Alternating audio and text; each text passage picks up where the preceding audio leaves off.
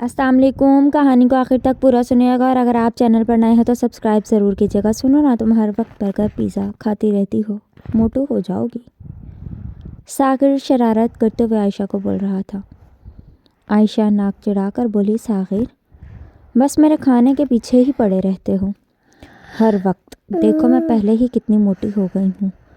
यह सब ना तुम्हारी वजह से हुआ है। सागिर हैरत से आयशा की तरफ देखने लगा। लो जी, अब मैंने क्या कर दिया कि तुम मोटी हो गई हो? आयशा प्यार से बोली, कसम से पहले वाले सारे कपड़े तंग हो गए हैं मुझे। सागिर का लहजा मोहब्बत में उतरने लगा। हाय मेरी मोटो, लोग क्या कहेंगे, इतना सोना मुंडा और उसकी बीवी मोटी भैंस। आयशा चिल्लाने लगी, रुको सागिर, मैं तुमको भैंस लगती हूँ क्या? कितने बदतमीज़ हो गए हो कसम से। सागिर मुस्कुराता हुआ दरवाजे की तरफ भागा। हाँ ना, भैंस हो भैंस। आयशा बहुत प्यारी सी चुलबुली सी खट्टी मीठी सी प्यारी सी हूर थी। सागिर की खाला की बेटी थी। दोनों की मंगनी कर दी थी। घर वालों ने आयशा के अब्बू नहीं थे, अम्मी और एक बड़ा भाई था। अब्बू काफ़ी जायदाद छोड़ गए थे, एक बड़ी मार्केट, 2 बड़े घर और बहुत सारा बैंक बैलेंस। आयशा के बाबा शहर के तहसीलदार थे। आयशा मास्टर्स कर रही थी। ज़िंदगी अपनी खुशबू के झोंके से आयशा को एक सुकून दे रही थी। जब से सागिर से मंगनी हुई थी, बहुत से ख्वाब, बहुत से अरमान थे। सागिर के साथ जीने के आयशा का बड़ा भाई पुलिस ऑफिसर था। सागिर MBBS कर रहा था। अकेला भाई था, माँ बाप का इकलौता वारिस था। सागिर गांव में था जबकि आयशा शहर में रहती थी। कभी कभार मिलने आ जाता था, वरना यूनिवर्सिटी हॉस्टल में रहता था। सागिर की मोहब्बत पाकीज़ा थी। वो कभी भी आयशा से हाथ न मिलाता था। आयशा अक्सर कहा करती थी, सागिर किस ज़माने में जी रहे हो तुम यार, आजकल तो लोग मोहब्बत में न जाने कहाँ कहाँ से कहाँ तक चले जाते हैं। और एक तुम हो बुद्धू से मेरे साथ हाथ तक नहीं मिलाते। सागिर आयशा की आंखों में देखकर बोला, आयशा मैं चाहता हूँ जब तुम मेरे निकाह में आओ तो आपका दामन पाक हो। आपको मैं तो क्या, किसी भी नामहरम ने ना छुआ हो। पता है मेरा अरमान था जिससे मोहब्बत करूँगा, निकाह से पहले उसको नज़र भर कर देखूँगा भी नहीं।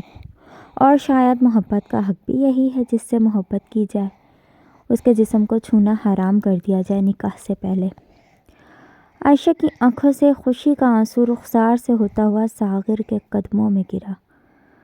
सागिर, यूं ही ज़िंदगी भर चाहोगे ना, यूं ही मुझे अपनी मोहब्बत बनाकर रखोगे ना। जानते हो पागल, तुम मेरा मान हो, मेरा गरूर हो। खुदा करे मेरा ये गरूर कभी ना टूटे।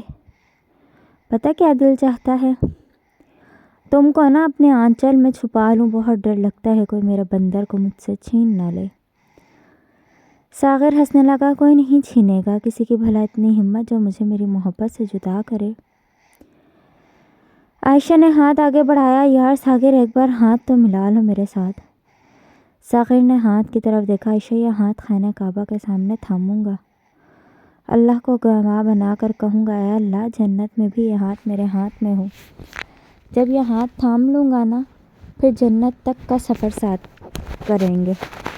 आयशा बहुत खूबसूरत थी, इतनी खूबसूरत कि शायद जुगनू जलते हों उसकी खूबसूरती पे, तितलियाँ सदका उतारती हूँ। उसका हुस्न वो कागान की पहाड़ों में था। यहाँ बादल का धुआं सा छटा रहा था। मौसम पल भर में बदल जाता था। खिड़की के बाहर देखा, वो हवा बहुत तेज़ चल रही थी। सामने लगे सेब के कुछ तरह सुर्ख पीले सेब जैसे जन्नत का कोई मंजर पेश कर रहे थे। इतने में सागिर के फ़ोन की घंटी बजी। दोस्त कॉल पे था। सागिर, कहाँ हो यार, जल्दी हॉस्टल आ, तुमको पता भी है आज हमने पार्टी रखी हुई है। सागिर दोस्त को सॉरी बोलते हुए, यार कसम से भूल गया था, बस मैं अभी निकलता हूँ यहाँ से, आपके पास आधे घंटे में पहुँच जाऊँगा। अच्छा आयशा, अब भाई भी आने वाले होंगे यार, डर लगता है मुझे साले साहब से। पुलिस वाले हैं, कहीं कोई गोली ही ना मार दें। आयशा मुस्कुराने लगी, ज़रूर मारेंगे अगर कभी मुझे छोड़ने का इरादा किया तो। सागिर खाला के पास गया। खाला जान, मैं चलता हूँ, हॉस्टल में कुछ काम है। خالہ نے سر پہ ہاتھ پھیرا۔ ٹھیک ہے پتر، اللہ دے حوالے، پہنچ کر فون کرنا۔ ساغر ہاسٹل کے لیے نکلا۔ موسم بہت خوشگوار ہو رہا تھا۔ تیز ہوا میں بائک پہ بیٹھا ہوا بال ہوا میں اڑ رہے تھے۔ دل میں محبت ہی محبت تھی۔ ہاسٹل پہنچا۔ دوست منہ بنا کر کھڑے تھے۔ ساغر یار حد ہوتی ہے کسی بھی چیز کی۔ ساغر تم کو جب پتا تھا تو جانا ضروری تھا۔ ساغر سوری بولنے لگا۔ یار تم لوگوں کو پتا ہے جتنا میں تم لوگوں سے پیار کرتا ہوں، تم لوگوں کی بھابھی سے اس سے زیادہ محبت ہے مجھے۔ ایک دوست منہ بنا کر بولا، او مجنوں کی اولاد، آیا بڑا عاشق، چل پتیلا اٹھا اور دھو، جا کر بریانی بنانے لگے ہیں۔ سب دوست ہنسنے لگے۔ بار بار عائشہ کے میسیجز آ رہے تھے، اوے میرے بندر کہاں ہو، مس کر رہی ہوں بہت زیادہ۔ ساغر دوستوں کے ساتھ انجوائے کر رہا تھا۔ موبائل آف ہو چکا تھا بیٹری لو ہونے کی وجہ سے۔ عائشہ کو بہت غصہ تھا۔ آج آؤ تم ذرا بندر کہیں کے، میں بھی بات نہیں کروں گی۔ رات کے 2 بج گئے۔ عادت محبتوں کی کچھ یوں تھی، اس کی آواز سننا، اس سے باتیں کرنا، اس کی سانسوں کی خوشبو سے دل کو مہکانا۔ کہاں چین آتا تھا بات کیے بنا۔ ساغر نے موبائل آن کیا۔ 40 میسیجز آ چکے تھے عائشہ کے۔ یا خدایا، یہ بندری اب جھگڑا کرے گی۔ عائشہ کو میسیج کیا، میری جان سوری نا، میں دوستوں کے ساتھ مصروف تھا۔ عائشہ جاگ رہی تھی، پیار سے کہنے لگی، میری جان آپ سے بات کیے بنا میرے دل کو سکون نہیں آتا، بس مجھ سے چاہے 1 منٹ بات ضرور کر لیا کرو۔ مجھے نیند آئی ہے، بس آپ کے میسیج کا انتظار کر رہی تھی۔ دل تو بہت تھا آپ سے لڑنے کا، بس آپ کو کھونا نہیں چاہتی۔ گزرتے دن کے ساتھ عائشہ کے بھائی کی شادی ہو گئی۔ شادی کے کچھ دن بعد ایک درد کا منظر گزرا۔ عائشہ کی ماں دنیا سے چل بسی۔ عائشہ ماں کے بنا ٹوٹ گئی۔ ساغر نے سنبھالا، حوصلہ دیا، لیکن ماں سے بچھڑنا موت سے بدتر درد ہوتا ہے۔ خالہ کی وفات کے بعد ساغر نے بھی آنا جانا کم کر دیا۔ عائشہ نے ڈبل ایم اے کر لیا تھا۔ ادھر ساغر ڈاکٹر بن چکا تھا۔ عائشہ کی بھابھی اور عائشہ میں اکثر جھگڑا رہنے لگا۔ بھائی پولیس انسپکٹر تھا، لو میرج کی تھی، اس لیے بھائی بھی بیوی کی ہی بات سنتے تھے۔ عائشہ کی بھابھی بہت مکار عورت تھی۔ عافیہ۔ ایک دن بھابھی نے عائشہ کی ماں کے کمرے سے اس کا سارا سامان اٹھا کر باہر پھینک دیا، جس پہ عائشہ کو بہت درد ہوا۔ میری امی کا سامان پھینکنے کی ہمت کیسی ہوئی تمہاری؟ بھابھی کے ساتھ بہت جھگڑا ہوا۔ اس جھگڑے میں عائشہ کہنے لگی، یہ میرا گھر ہے، جتنا بھائی کا حق ہے اتنا ہی میرا ہے۔ رات کو جب بھائی گھر آیا تو عافیہ نے روتے ہوئے کہا، تمہاری بہن ہمیں برباد کر دے گی۔ کہہ رہی تھی جائیداد سے حصہ لے گی، مارکیٹ اور ایک گھر۔ بتاؤ آپ بھلا آپ پاگل ہیں کیا جو اتنا سب کچھ کرتے ہیں؟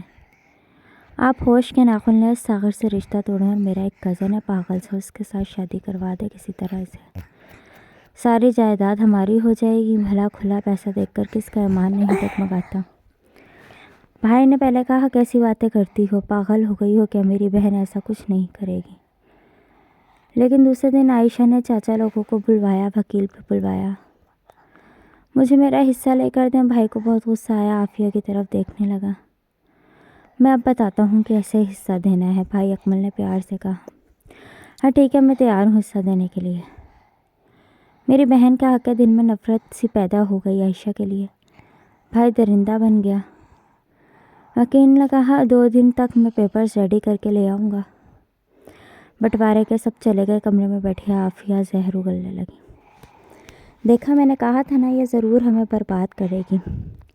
اکمل گالی دے کر بولا، اس کو تو میں کل ٹھیک کرتا ہوں۔ دوسرے دن بھائی پولیس اسٹیشن گیا، ایک وکیل سے مشورہ کیا، بھائی جائیداد کے لیے کسی بھی درندگی تک جا سکتا تھا۔